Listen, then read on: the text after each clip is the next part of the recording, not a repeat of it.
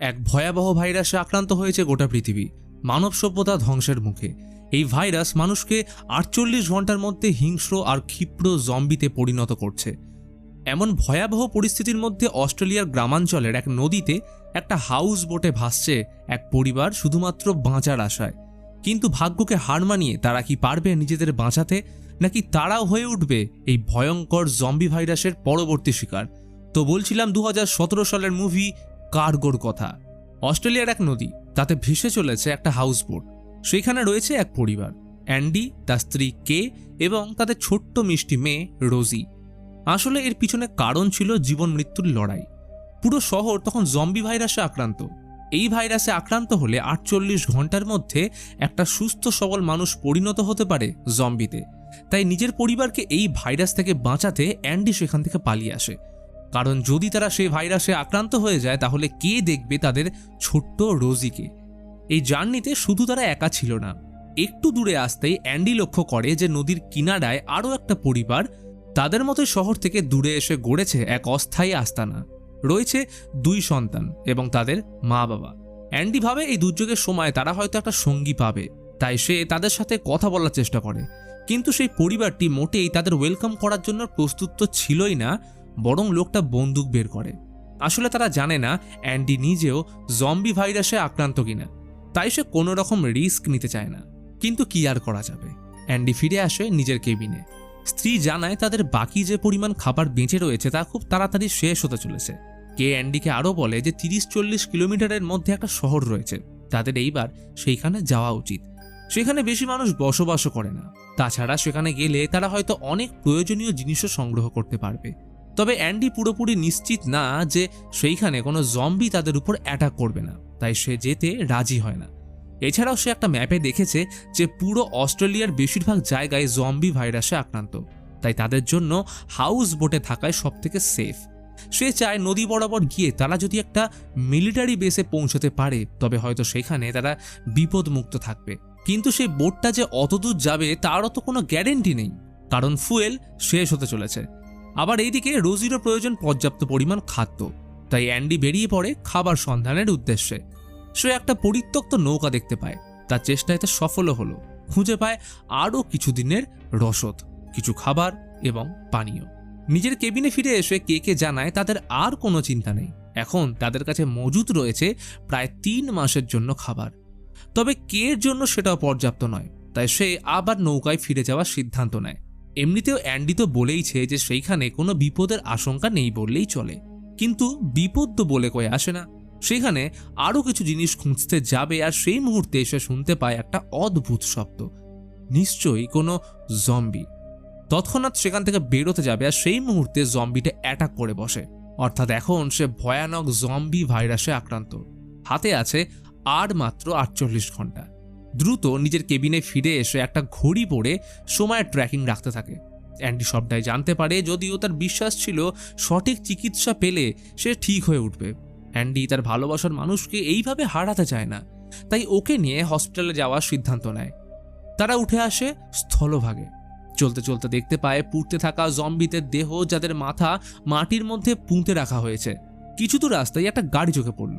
সে গাড়িতে ফুয়েল ভরতে থাকে। যতই হোক কে তাড়াতাড়ি হাসপাতাল নিয়ে যাওয়ার দায়িত্ব তো তারই। এমন সময় একটা জম্বি সেখানে চলে এলে অ্যান্ডি দ্রুত গাড়িতে উঠে রওনা দেয়। অন্যদিকে নদীর চারপাশে থাকা জঙ্গলের মধ্যে ঘুরে বেড়াচ্ছে একটা মেয়ে, নাম থুমি। সে একজন আদিবাসী সম্প্রদায়ের মেয়ে।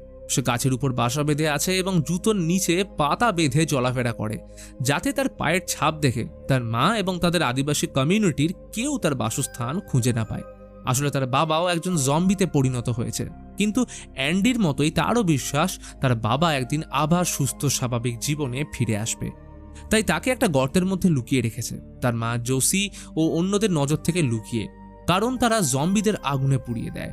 কিন্তু তার বাবাকে লুকিয়ে রাখতে গেলে প্রয়োজন খাবার, তাই সে দিনের বেলা জঙ্গলি প্রাণীদের শিকার করে এনে বাবাকে খেতে দেয়। সে মুখে এক বিশেষ ধরনের জিনিস মেখে থাকে যা তাকে জম্বিদের থেকে সুরক্ষিত রাখে। এদিকে কের রক্ত ধীরে ধীরে জমাট বেঁধে জেলির মতো পরিণত হচ্ছে, অর্থাৎ সে আস্তে আস্তে জম্বিতে কনভার্ট হচ্ছে, যদিও সে মনোবল হারায় না। এমন সময় প্রয়োজন পড়ে রোজির ডায়পার বদলানোর। কে সেই কারণে বাইরে গেলে হঠাৎ অসুস্থ হয়ে পড়ে। অ্যান্ডি গাড়ি থেকে বেরিয়ে কে আর রোজিকে আবার গাড়িতে নিয়ে আসে। কে জানতো সে যদি এমনভাবে রোজি এবং অ্যান্ডির সাথে টাচে থাকে তবে তার দুজনের জন্যই বিপজ্জনক। তাই সে গাড়ি থেকে এক প্রকার জোর করেই নেমে যায়। সে অ্যান্ডিকে বোঝাতে থাকে তার বর্তমান পরিস্থিতি এখন নিয়ন্ত্রণের বাইরে, কিন্তু অ্যান্ডি তখনও মানসিকভাবে প্রস্তুত ছিল না। কে হসপিটাল যেতে রাজি না হলে অ্যান্ডি জোর করে তাকে গাড়িতে তুলল।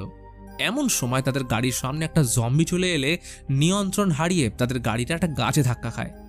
গুরুতর আহত হয় কে, সাথে জ্ঞান হারালো অ্যান্ডি। তবে জ্ঞান ফিরে সে যা দেখতে পায় তাতে তার চক্ষু চড়ক গাছ। কে এখন পুরোপুরি জম্বিতে পরিণত হয়েছে এবং সে গাড়িতে লিখেছে সেভ হার, অর্থাৎ সে রোজিকে তার থেকে এবং বাকি জম্বিদের থেকে বাঁচাতে বলছে। অ্যান্ডি সেটা দেখে রোজিকে বাঁচাতে গেলে কে হঠাৎ তার হাতে কামড়ে দেয়, অর্থাৎ সেও এখন জম্বি ভাইরাসে আক্রান্ত। হাতে রয়েছে মাত্র কিছু ঘন্টা। কান্না ভেজা চোখে অনেক কষ্টে গাড়ি থেকে বেরিয়ে সে তার স্ত্রীকে শেষ করে দেয়। এরপর সে কের হাত থেকে ঘড়িটা খুলে নিজের হাতে পড়ে রোজিকে নিয়ে আবার চলতে শুরু করে এক অজানা গন্তব্যের উদ্দেশ্যে। রোজি মাকে না পেয়ে কাঁদতে থাকলে অ্যান্ডি তার মায়ের পারফিউম স্প্রে করে কোনো মতে তার কান্না থামায়। এরপর দেখা যায় থুমিকে। সে যখন তার বাবাকে খাবার দিতে গেছিল দেখে তার বাবা নেই। আসলে যে জম্বিটার জন্য অ্যান্ডিদের অ্যাক্সিডেন্ট হয়েছিল সেই হলো থুমির বাবা উইলি বেল। অ্যান্ডি তাকে দেখতে পেয়ে মারতে গেলে থুমি এসে তাকে বাধা দিয়ে নিজের হাত কেটে সে রক্তের গন্ধে বাবাকে গর্তের দিকে টেনে নিয়ে যায়। সন্ধ্যায় নিরাপদ জায়গায় বসে থমির পুরনো দিনের কথা মনে পড়ল, যখন তার বাবা একদম সুস্থ এবং স্বাভাবিক মানুষ ছিল। এদিকে অ্যান্ডি ম্যাপ অনুযায়ী একটা ছোট্ট শহরে পৌঁছে ঘরে প্রবেশ করে এবং সেখানে একজন শিক্ষিকাকে দেখতে পায়। তার নাম এড্ডা। সে অ্যান্ডিকে প্রথমে তার হাতে আর কত সময় রয়েছে তা জিজ্ঞেস করে এবং সাথে ব্যান্ডেজ করে দেয়। সে জানায় যে তার প্রায় সমস্ত ছাত্রছাত্রী এখন পুরনো জীবনযাত্রায় ফিরে গেছে। রাত গড়িয়ে আসলে অ্যান্ডি অসুস্থ হতে শুরু করলো, অর্থাৎ ভাইরাসের প্রভাব ইতিমধ্যেই বাড়তে শুরু করেছে। অবশেষে অজ্ঞান হয়ে যায় সে। সকালের আলো ফুটলে অ্যান্ডি এড্ডার কাছে গেলে সে তাকে উইলি বেলের কথা জানায়। থুমির বাবা উইলি বেল। হ্যাঁ, সেও চিন্তা থাকে, কারণ তার মেয়ে থুমি ছিল তারই একজন প্রাক্তন ছাত্রী। সে বলে অ্যান্ডি যেন রোজিকেও থুমির কাছেই রেখে আসে, সেই একমাত্র তার খেয়াল রাখতে পারবে। সে আরও বলে নিচে একদল আদিবাসী, যার মধ্যে রয়েছে থুমির মা। তাদের কাজ শহরকে জম্বি মুক্ত করা, তাই তারা জম্বিদের দেখলেই তাদের পুড়িয়ে মেরে ফেলছে।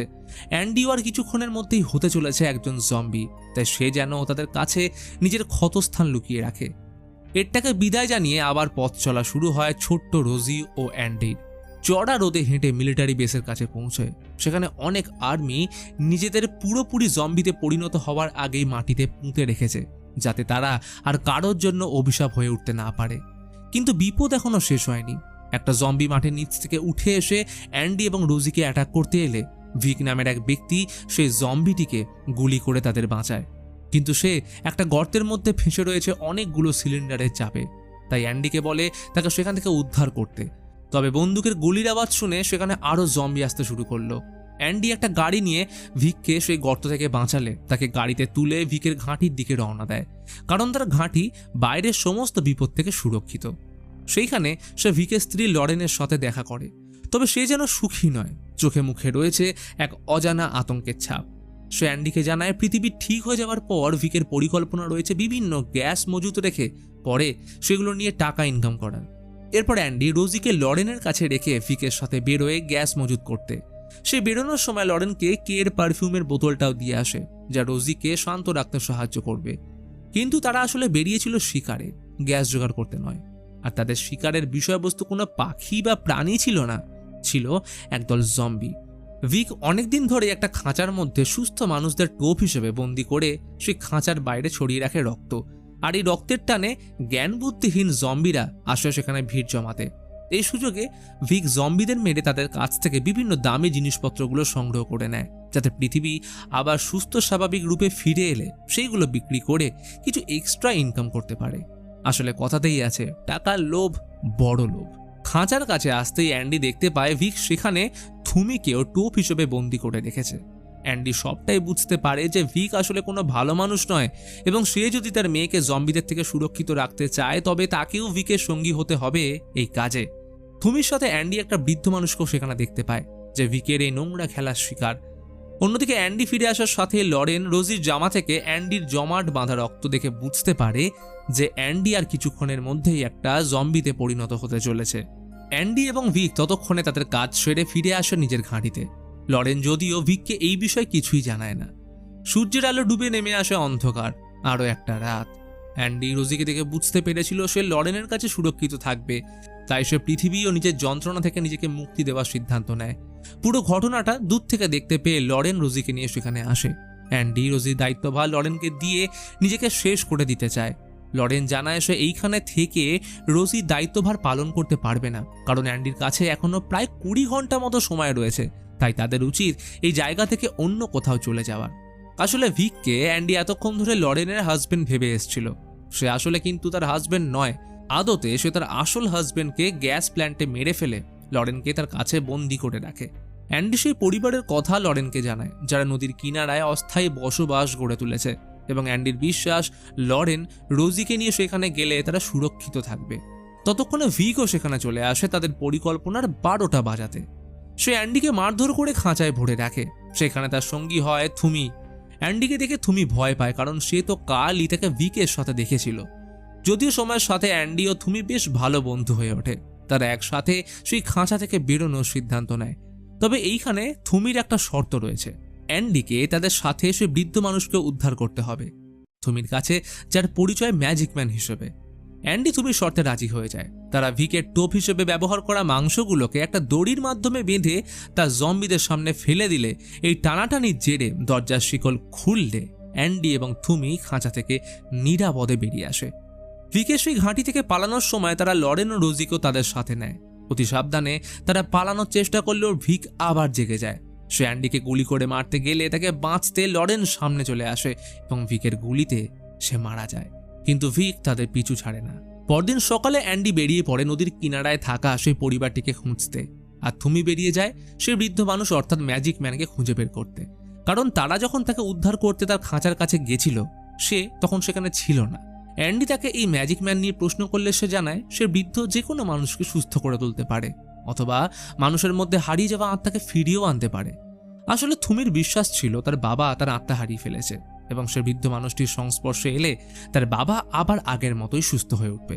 সহজ ভাষায় বললে থুমি মনে করতো তার বাবার আত্মাকে কোনো খারাপ আত্মা বশ করে রেখেছে, আর সে বৃদ্ধ হলো তার ত্রাতা।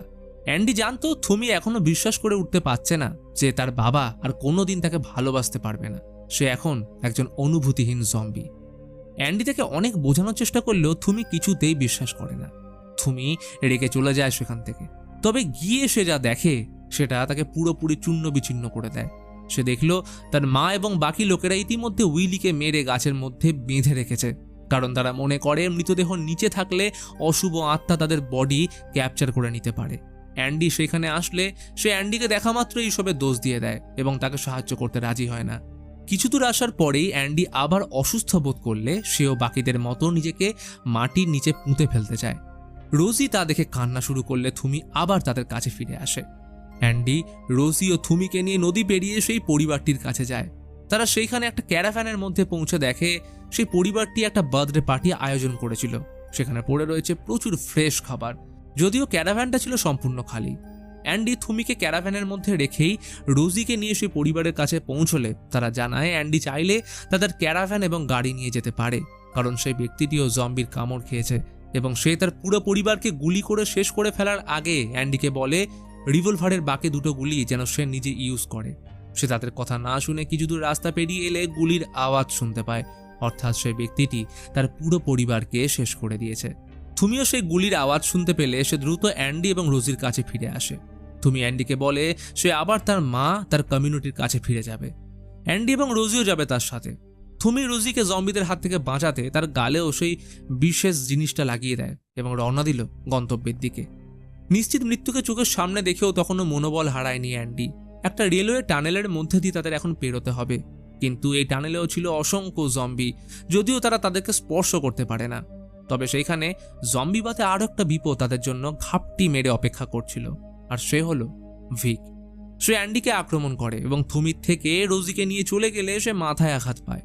অ্যান্ডি কোনো মতে ভিকের থেকে মেয়েকে নিতে আসলে সে নিজের ভুল বুঝতে পেরে অনুতপ্ত হয়ে কান্নায় ভেঙে পড়ে, আর শেষে রোজিকে অ্যান্ডির হাতে ফিরিয়ে দেয়।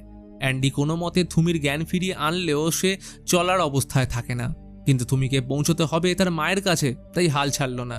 অ্যান্ডি তাকে নানাবিধ প্রশ্ন করে জাগিয়ে রাখলো। চলার পথে অ্যান্ডির অবস্থা আরও খারাপ হতে থাকে, কারণ সে এখন শেষ পর্যায়ে রয়েছে। থুমিকে বলে অ্যান্ডি এই পৃথিবী থেকে চলে যাওয়ার পর যেন সে রোজিকে দেখাশোনা করে। তখনই অ্যান্ডির মাথায় এক অদ্ভুত বুদ্ধি আসলো। অ্যান্ডি ভিকের খাঁচা থেকে টোপ হিসেবে ব্যবহার করা বেশ কিছু মাংস নিজের কাছে রেখে দিয়েছিল এবং সেগুলো বের করে একটা লাঠির আগায় বেঁধে দেয় এবং সেই লাঠিটা একটা টোপ হিসেবে ব্যবহার করে, যাতে পুরোপুরি জম্বিতে রূপান্তরিত হওয়ার পরেও সে রোজি ও থুমিকে পিঠে বহন করে নিয়ে যেতে পারে। অবশেষে তারা পৌঁছয় থুমির আদিবাসী সম্প্রদায়ের কাছে। তারা বুঝতে পারে অ্যান্ডি একজন জম্বি, তাই তাদের মধ্যে একজন অ্যান্ডিকে মারতে চায়। যদিও থুমি তাকে বাধা দেয়, কারণ বন্ধু হিসেবে তার দায়িত্ব আছে অ্যান্ডিকে জানানো যে তার ছোট্ট মেয়ে রোজি এখন পুরোপুরি নিরাপদ। সে কের পারফিউম ব্যবহার করে বাকি সব বিষয়টা বুঝিয়ে দিলে সেই লোকটা অ্যান্ডিকে মেরে ফেলে। নিজের কমিউনিটিতে ফিরে সবাইকে কাছে পেয়ে ভীষণ খুশি থুমি। রোজিকেও তারা আপন করে নিয়েছে। এরপর থুমি আর জোসি যখন রোজির শরীর পরীক্ষা করে, তারা দেখে অ্যান্ডি তার পেটে লিখে গেছে থ্যাংক ইউ। তবে সেটা শুধু রোজিকে নয়, তার পুরো আদিবাসী কমিউনিটিকে।